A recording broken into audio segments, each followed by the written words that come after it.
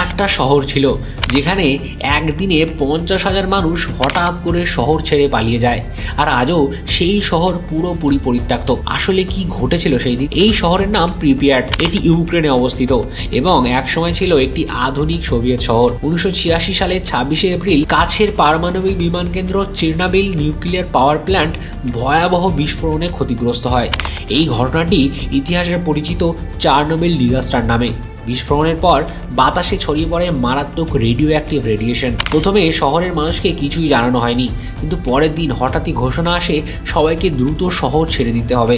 মাত্র কয়েক ঘন্টার মধ্যেই প্রায় 50,000 মানুষ প্রিপিয়াট ছেড়ে চলে যায়। মানুষ ভেবেছিল কয়েকদিনের মধ্যেই তারা ফিরে আসবে, কিন্তু সেই সুযোগ আর কখনো আসেনি। আজ প্রিপিয়াট একটি ঘোস্ট সিটি।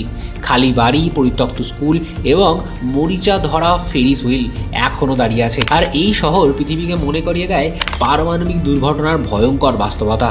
এই ঘটনা নিয়ে আপনার মতামত কমেন্টে জানান।